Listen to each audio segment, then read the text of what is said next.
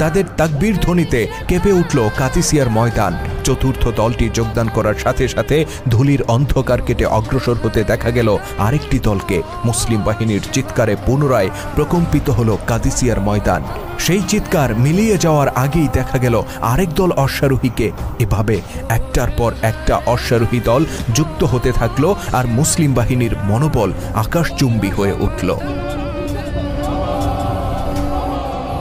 এদিকে পারসিকরা শুরুতে অশ্বারোহী দলের যোগদানকে পাত্তা না দিলেও সময়ের ব্যবধানে তাদের কপালে চিন্তার ভাঁজ পড়তে থাকে। তারা দেখতে পায় দিগন্ত রেখা অতিক্রম করে একদল অশ্বারোহী ছুটে আসছে। সেই দলটি মুসলিম বাহিনীতে যোগ দেওয়ার আগেই দিগন্তে আবির্ভূত হয়েছে আরেকটি দল। তারা যোগ দেওয়ার পরপর ধুলি উড়িয়ে ছুটে আসতে দেখা গেল আরেকটি দলকে। যেন অনন্তকাল ধরে চলল এই আগমন।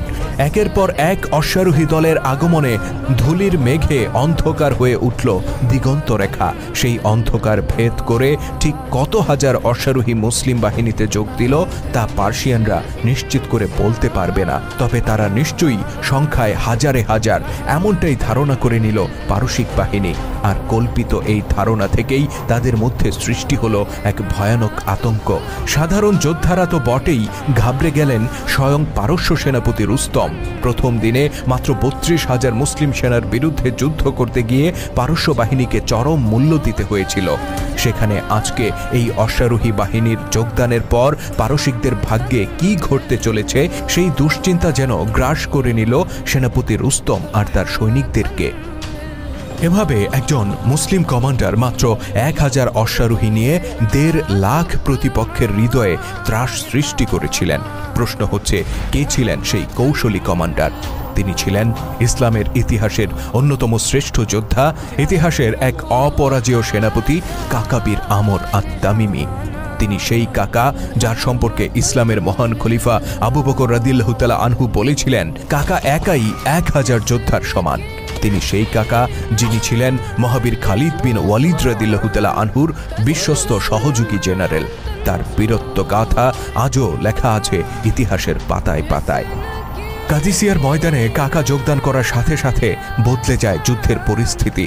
রণাঙ্গনে প্রবেশ করেই তিনি প্রতিপক্ষের উদ্দেশ্যে হুঙ্কার ছেড়ে বলেন, বনু তামিমের সাহসী যোদ্ধা কাকা আমি, কে আছো আমার সাথে লড়াই করবে? তার এই আহ্বানে পারস্য বাহিনীর একজন প্রথম শ্রেণীর জেনারেল এগিয়ে এসে তার চ্যালেঞ্জ গ্রহণ করে।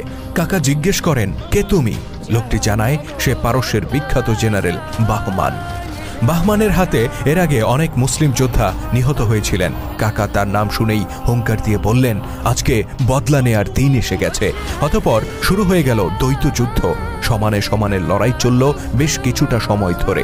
লড়াইয়ের এক পর্যায়ে কাকার বীরত্ব আর ক্ষিপ্রতার সামনে হেরে যায় ৫০,০০০ দিরহামের মুকুট পরিহিত পারস্য সেনাপতি বাহমান যাযাবে।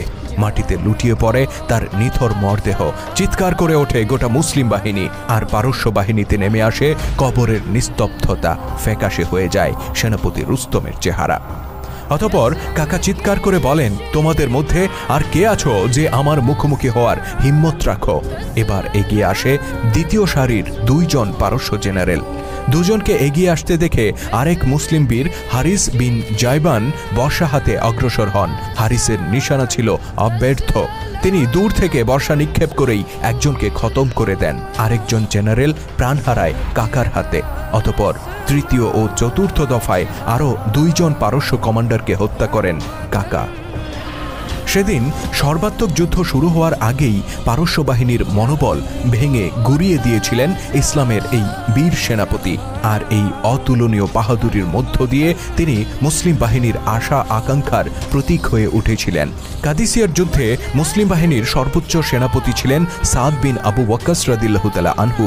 কিন্তু ইরাকে আসার পরেই তিনি মারাত্মকভাবে অসুস্থ হয়ে পড়েছিলেন, যে কারণে যুদ্ধের ময়দানে সরাসরি উপস্থিত থাকা তার পক্ষে সম্ভব হয় না। তিনি খানিকটা দূরে একটি প্রাসাদের ছাদে অবস্থান নিয়ে যুদ্ধ পরিচালনা করেন।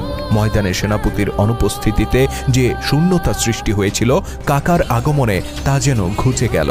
দূর থেকে সাদ বিন আবু ওয়াক্কাস রাদিয়াল্লাহু তাআলা আনহু যখন কাকার বীরত্ব আর বাহাদুরি দেখতে পেলেন, তিনি স্বস্তির নিঃশ্বাস ফেলে মহান আল্লাহ পাকের কাছে শুকরিয়া আদায় করলেন। কাদিসিয়ার যুদ্ধ ছিল তৎকালীন বিশ্বের সবচেয়ে বড় পরাশক্তি পারস্য সাম্রাজ্যের বিরুদ্ধে মুসলিমদের সবচেয়ে বড় যুদ্ধ। টানা 4 দিন 4 রাত রক্তক্ষয়ী সংঘর্ষের মধ্য দিয়ে মুসলিমরা এই যুদ্ধে বিজয়ী হয়। কাদিসিয়ার যুদ্ধের বিস্তারিত আমরা তুলে ধরেছি আমাদের চ্যানেলে প্রচারিত একটি ধারাবাহিক সিরিজে। আপনি চাইলে এন্ড স্ক্রিন ও ডেসক্রিপশনে দেওয়া লিঙ্কে ক্লিক করে সিরিজটি দেখে আসতে পারেন। ইসলাম